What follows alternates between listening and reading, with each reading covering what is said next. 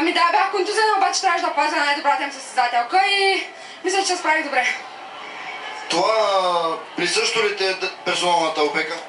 Ами да, доста често ме пазят лично, както и аз пазя доста от най-добрите състезатели лично. Почти всеки мач се случва да пазя някак. Психика ли е дуспата в хандбала? Абсолютна психика. Да задържиш, да погледнеш вратаря, да помислиш и в последния момент решаш да я хвърлиш. Обаче тия хълбашни, които ги хвърляш, не са психика. Това е тренировка. Ами доста е тренировка и също да гледаш вратарката най-вече. Това е. Сега вече си изявена състезателка, национална състезателка, си играеш в женския отбор на Етър, шампион на България. Това става с много...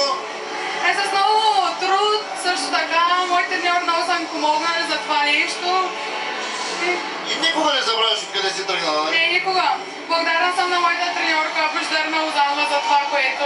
Защото аз съм тръгнала първоначално от Шумен и съм и благодарна за това, което ме е научила. Чуваш ли от трибуните майка ти, която е много емоционална в подкрепата? Да, винаги я чувам. Винаги се радвам, че е до мен. И не забравя, че си тренирала с нея, която тя беше вратарка. Не, тя също играе още даже. И много се радвам, че ме подкрепя във всяко едно нещо. И винаги тук всеки един мач с мен. Много се радвам за което. Имаше една пазачка персонална в финалния матч, Лидия Ковачева. Трудно се играе така, нали? Ами, да. Трудно се играе, но винаги има и следващ път. Това е... Имаш право на реванс. Да. Това ще сме загубили купата, нищо не е свършено. Спечелихте индивидуални призове, ти си голмайстор и разбрах, че играеш с контузия. Ами да, претърпях на тренировка контузия, иначе чувствам се добре, щом се включих в турнира. Така. Колко гола вкара? О, не знам. Не пише на това на грамотата. Би трябвало се над 40. Ще проверим. Ти завършваш усилията на отбора, това е отговорност и имаш този навик да стреляш от 9 метър и го правиш добре? Ами да, така, аз съм с, нали, съм висока и ми по-ми лесно стрема от далече. Така. Ти пък имаш другата задача да пазиш вратата си и получи една добра оценка, най-добър вратар на турнир. Да, все пак съм 50% от отбора, както се казва. Беше ми възложена задачата тая година, нали, да бъда вратар на Нови пазар и дадох всичко от себе си. Надявам се, че на всички ме харесал. Между другото, наистина имахте една много сериозна подкрепа и вие бяхте отбора, който се опъна яко на Габрово, загубихте с един гол. Да, за което много се гордеем. Също не съжаляваме. Да, защото един гол е много боли.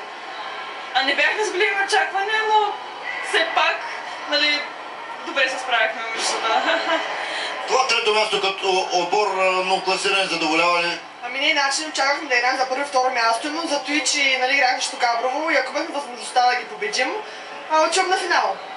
Ние се борихме определено за първото място, да. Само липсваше ни подготовката и той, че повечето състезатели бяха нали, контузени. Не съм само аз нали, с травма, имаме още една-две състезателки и това явно ни повлия наистина.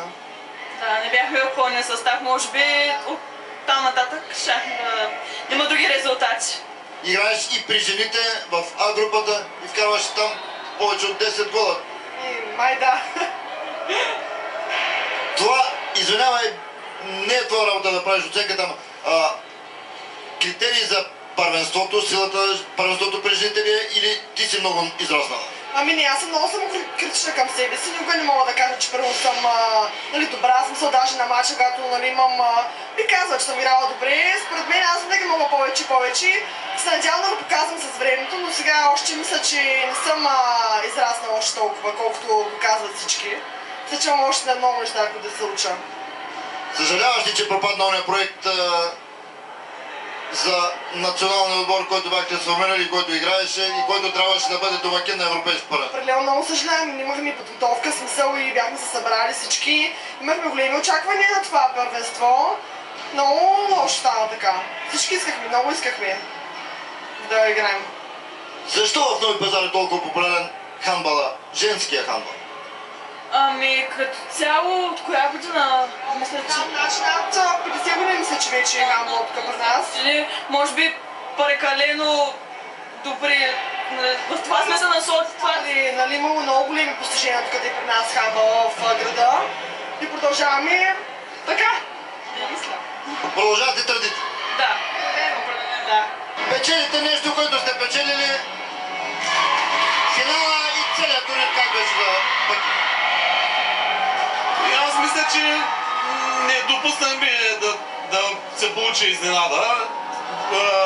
При все, че имаме сериозни проблеми здравословни в състава и капитанката ни е с разтежение на Ахилеса, но въпреки всичко игра Лидия Ковачева. Тя имаше, извинявай, интересна задача в този матч. Много важна функция и лично покритие играхме срещу най-силната състезателка на Търново. Шуменката Станислава Димитрова. Да, тя е националка при мен. Аз много съм доволен от нея като играч, затова предприехме такъв ход. И той излезе печеливш. Така че с другите отбори играхме така по-слабо, не беше концентриран отбора, но важното, че на финала успяхме да се концентрираме и да изнесем един приличен като за финал матч. Бихте с един гол домакините. Това каза на какво се дължи?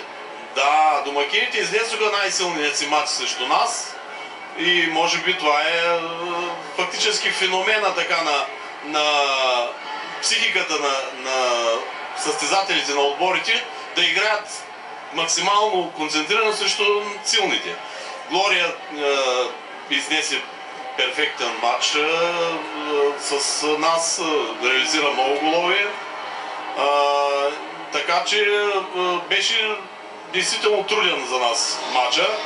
Може би имаше известна доза подценяване, но като цяло много силна игра на новопазарският отбор. Веднага към футбола, контрола.